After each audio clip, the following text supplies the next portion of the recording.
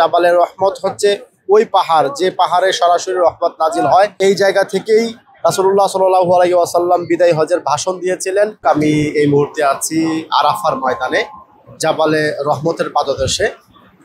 এখানেই মূলত আজকে পবিত্র হজ অনুষ্ঠিত হচ্ছে। 2025 সালের হজে প্রায় 15 থেকে 16 লাখ মানুষ হজ করার জন্য এই আরাফার ময়দানে এখন অবস্থান করছেন। আরাফার ময়দানে অসংখ্য তাঁবু আছে। এই তাঁবুর ভেতরেই মূলত হাজী সাহেবরা অধিকাংশ এখন অবস্থান করছেন, কারণ বাইরে এখন প্রচণ্ড গরম। রোদের তাপমাত্রা আমরা যতটুকু জেনেছি 41 ডিগ্রি সেলসিয়াস, এটা হয়তো আরেকটু বাড়তেও পারে। দর্শক, আমরা এই মুহূর্তে আরাফার মাঠে অনেক মানুষকে দেখছি, বিশেষ করে জাবালে রহমতের পাদদেশে। এখানে তারা এই রোদের মাঝেও হেঁটে বেড়াচ্ছেন, ইবাদত করছেন, বন্দেগী করছেন। এই জাবালে রহমতে অনেকে উঠেছেন। জাবালে রহমত হচ্ছে ওই পাহাড় যে পাহাড়ে সরাসরি রহমত নাজিল হয়েছিল। আজকে এই আরাফার মাঠে আল্লাহ রাব্বুল আলামিন অসংখ্য মানুষকে মাফ করে দিবেন। এর মধ্যে এই জাবালের রহমতে যারা দোয়া করবেন, জাবালের রহমতের পাদদেশে যারা দোয়া করবেন, পুরো আরাফার মাটি যারা দোয়া করবেন, এদের অধিকাংশ অনেক মানুষের দোয়া কবুল হয়ে থাকবে ইনশাআল্লাহ। তো সেই হিসেবে জাবালের রহমতের পাদদেশে আমরা আছি, একটি গুরুত্বপূর্ণ জায়গা। এই জায়গা থেকেই রাসূলুল্লাহ সাল্লাল্লাহু আলাইহি ওয়াসাল্লাম বিদায় হজের ভাষণ দিয়েছিলেন এবং এখানেই পবিত্র কোরআনের সেই আয়াত নাজিল হয়েছিল, আল-ইয়াউমা আকমালতু লাকুম দীনাকুম ওয়া আতমামতু আলাইকুম নি'মাতি ওয়া রাদিতু লাকুমুল ইসলামা দীনা। যে আজকের দিনে আমি তোমাদের দিনকে পরিপূর্ণ করেছি, আজকে তোমাদের নিয়ামতকে তোমাদের উপরে পূর্ণ করেছি এবং ইসলামকে দিন হিসেবে তোমাদের জন্য মনোনীত করেছি।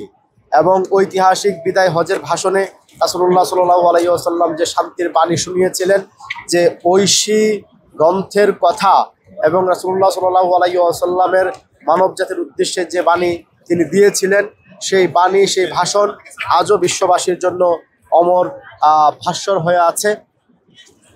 এই আজকের দিনে আমাদের হাজি যারা আছেন, যারা হজ করতে এসেছেন, তাদের মূলত কাজ হচ্ছে দোয়া করা। দুপুরের পর থেকে সন্ধ্যা পর্যন্ত, সূর্য অস্ত যাওয়া পর্যন্ত এই সময়টাই দোয়া কবুল হওয়ার কথা রয়েছে। এই জন্য হাজি সাহেবরা তাঁবুতে এবং তাঁবুর বাহিরে খোলা মাঠে কোথাও বসে হাজি সাহেবরা মূলত আজকে দোয়া করবেন। জোহর এবং আসরের নামাজ একসঙ্গে আদায় করবেন এবং যাদের পক্ষে সম্ভব হজের খুতবা শুনবেন। তারপর মাগরিবের সময় অর্থাৎ সূর্য অস্ত যাওয়ার পর হাজি সাহেবরা চলে যাবেন হচ্ছে মুজদালিফায়। সেখানে গিয়ে মাগরিব এবং ঈশার নামাজ একসঙ্গে পড়বেন এবং রাত যাপন করবেন।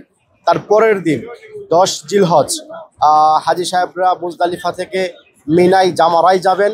সেখানে গিয়ে শয়তানকে 7টি কঙ্কর নিক্ষেপ করবেন। তারপর চলে যাবেন হচ্ছে মক্কায়। এদিকে কুরবানিও করবেন, কুরবানি করে তাদের মাথার চুল ফেলে দেবেন। মক্কায় গিয়ে তারা পবিত্র কাবাঘর তোয়াফ করবেন এবং সাফা মারওয়া পাহাড়ে সাই করবেন। এর মধ্য দিয়ে 10 তারিখের কাজ শেষ হবে। তারপর আবার চলে আসবেন হাজি সাহেবরা মিনার তাঁবুতে অবস্থান করে 11 তারিখ, জিলহজের 11 তারিখ আবার শয়তানকে কঙ্কর নিক্ষেপ করবেন। তখন কঙ্কর নিক্ষেপ করবে 21টি।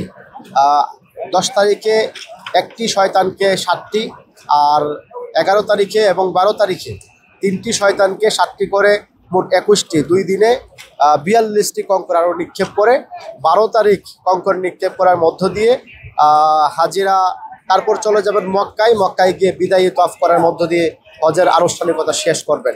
তো এই হজের আনুষ্ঠানিকতার আজকে চলছে 2য় দিন।